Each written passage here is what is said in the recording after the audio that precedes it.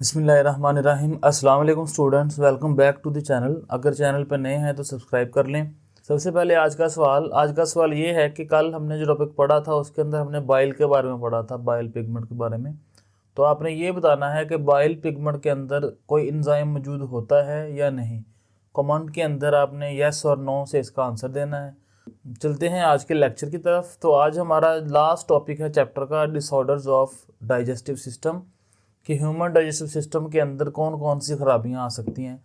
इसके अंदर हम तीन डिसऑर्डर्स के बारे में पढ़ेंगे। पहला है डायरिया, कॉन्स्टिपेशन और अल्सर। सबसे पहले डायरिया के बारे में देखते हैं। Diarrhoea is characterised by frequent loose और वाटरी स्टूल्स। डायरिया के अंदर पतले पखाने आते हैं और बार बार आते हैं। इसके अंदर पानी की बहुत ज़्यादा मिकदार बॉडी से बाहर निकलती रहती है। क्यों निकलती है?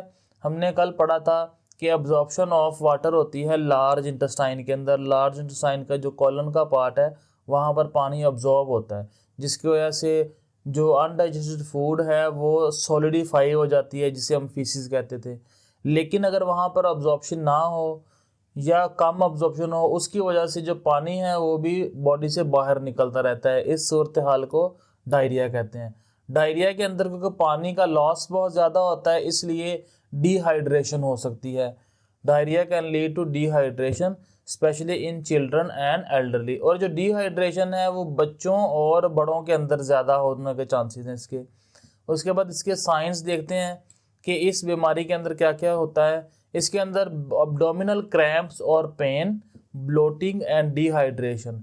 अच्छा, पेट के अंदर दर्द होता है, क्रैम्प्स और पेन वगैरह होती है। ब्लोटिंग मतलब पेट फूल जाता है और पानी की कमी होती है, जिसकी वजह से प्यास बार बार लगती है, मुंह ज़्यादा खुश्क होता रहता है और जो यूरिन है वो डार्क हो जाएगा, गहरे रंग का पेशाब आएगा। क्यों गहरे रंग का आएगा? क्योंकि उस पेशाब के अंदर पानी नहीं होगा, पानी की मिकदार बहुत कम होगी, सल्यूट बहुत ज़्यादा होगी। जितना सल्यूट ज़्यादा होता है, पानी कम होता है, उतना यूरिन कंसनट्रेटेड होता है, उसका रंग गहरा होता है। अब इसकी वजूहत देखते हैं। कॉजेज़, ये किसी इन्फेक्शन की वजह से हो सकता है, फूड एलर्जी की वजह से हो सकता है, या स्ट्रेस की वजह से हो सकता है। इन्फेक्शन में बैक्टीरियल इन्फेक्शन भी शामिल है, वायरल इन्फेक्शन भी शामिल है, पैरासिटिक भी शामिल है।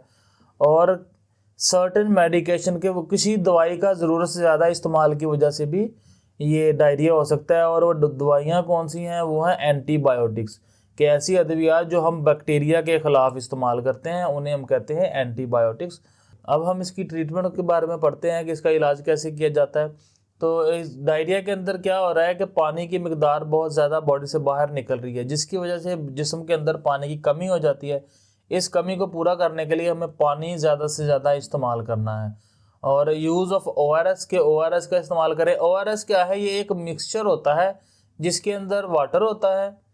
ORS के अंदर वाटर होता है, प्लस इसमें कुछ साल्ट्स होते हैं और शुगर्स होती है। ठीक है, ये एक मिक्सचर होता है जिसे हम कहते हैं ORL, और ये मेडिकल स्टोर से मिलता है। ईटिंग सॉफ्ट डाइट के, हल्की ग़िज़ा खानी चाहिए। हल्की ग़िज़ा मतलब ब्रेड वगैरह खाने चाहिए। यूजिंग एंटी डायरियल मेडिकेशन, के डायरिया के ख़िलाफ़ जो दवाइयाँ हैं वो इस्तेमाल की जाएँ। टेकिंग एंटीबायोटिक्स, अगर ये बैक्टीरियल इन्फेक्शन है तो एंटीबायोटिक्स ली जाए, और अगर सीवियर केसेज हैं तो फिर दूसरी मुख्तलिफ ट्रीटमेंट्स है उनका इस्तेमाल किया जाता है। अब हम इसकी प्रिवेंशन की बात करते हैं कि डायरिया से बचाव कैसे मुमकिन है। इसके बचाव के लिए आपको सिर्फ एक काम करना है कि अपने हाथ धोने हैं, और बाकायदगी से हाथ धोने हैं, खाना खाने से पहले और बाथरूम यूज़ करने के बाद। Avoiding contaminated food and water, के आलूदा पानी और खाने से परहेज़ करना होगा, उससे बचना होगा। अवॉइड स्ट्रेस, के स्ट्रेस से बचना होगा, स्ट्रेस नहीं लेनी, तनाव में कमी है। दूसरा डिसऑर्डर जो है वो है constipation. Constipation is a condition in which faeces are not eliminated from the body at regular intervals, के इसके अंदर जो फीसिस है वो रेगुलर इंटरवल पे बॉडी से एलिमिनेट नहीं किए जाते, बॉडी से बाहर नहीं निकाले जाते। साइन एंड सिम्टम्स देख लेते हैं। इनफ्रीक्वेंट और difficult bowel movement less than 3 times a week, hard and dry stools, abdominal discomfort और ब्लोटिंग, कि इस सूरत के अंदर भी पेट में दर्द होता है, डिस्कम्फर्ट होता है, पेट फूल जाता है। उसके बाद जो स्टूल हैं वो हार्ड हो जाता है और ड्राई हो जाते हैं। हार्ड और ड्राई, कि इसके अंदर पानी की मिकदार ना होने के बराबर होती है। इसे हम कह सकते हैं कि ये डायरिया के मुतज़ाद होता है, डायरिया का बिल्कुल उलट होता है। इसके बाद इसके कॉजेज़ क्या है कि ये किन वजूहात की वजह से हो सकता है।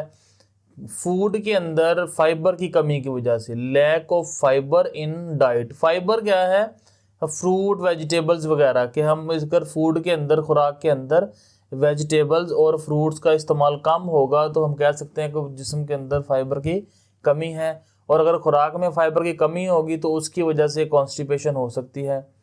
लैक ऑफ फिजिकल एक्टिविटी, अगर आपकी फिजिकल एक्टिविटी नहीं है, आप एक्सरसाइज नहीं करते, कोई गेम नहीं करते, तो उस वजह से भी कॉन्स्टिपेशन हो सकती है।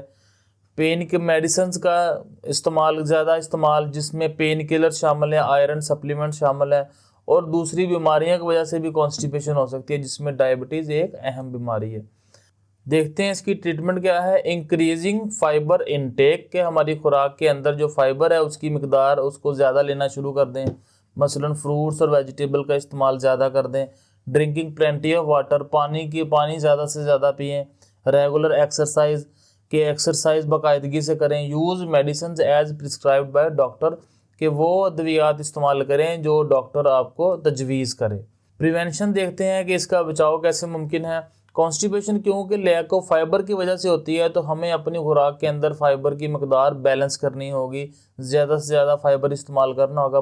मतलब फ्रूट और वेजिटेबल्स का इस्तेमाल हमें ज़्यादा करना होगा, और साथ साथ जो फ्लूइड है वो ज़्यादा मकदार में पीने होंगे, पानी वगैरह, ORS वगैरह ज़्यादा मकदार में पीने होंगे।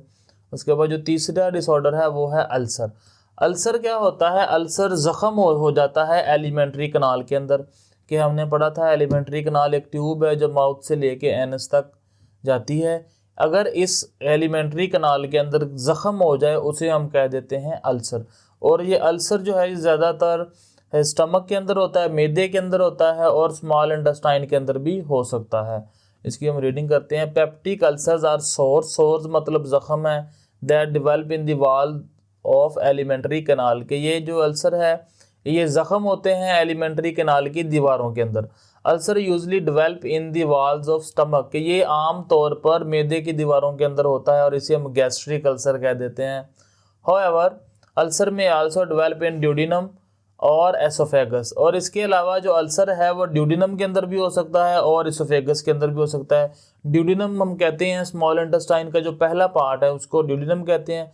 अगर वहाँ ज़ख़म होंगे तो उसे कह देंगे ड्यूडिनल अल्सर, और अगर इसोफेगस के अंदर अल्सर होगा तो उसे हम कहेंगे इसोफेगल अल्सर। और इसोफेगस क्या थी, इसोफेगस खुराक की नाली थी जो फेरंक्स से खुराक को लेके जाती है स्टमक के अंदर। अब इसके साइंस एंड सिम्टम्स देखते हैं। साइन एंड सिम्टम्स के अंदर सबसे पहले तो ये है कि स्टमक के अंदर पेन होगी, जलन होगी, burning stomach pain, rush of saliva after regurgitation. Regurgitation का मतलब ये होता है उगलना, किसी चीज़ को उगलना। मिसाल के तौर पर जिस तरह अगर हम देखें कै वगैरह आती है, उल्टी आती है, वोमिटिंग होती है, तो उसमें एंटी पैरास्टाल्सिस, जिसकी वजह से खुराक जो है वो बाहर उगल दी जाती है। अब इसके अंदर क्या होता है कि इसमें उगलने के साथ जो है थूक मुंह के अंदर आ जाता है। स्लाइवा जो है वो ऐसे आता है जैसे उल्टी आ रही है, लेकिन उल्टी नहीं होती, बल्कि वो क्या होता है, स्लाइवा होता है, पानी होता है। उसके बाद लॉस ऑफ एपिटाइट, के इसमें भूख नहीं लगती, कम भूख लगती है, एपिटाइट भूख को कहते हैं।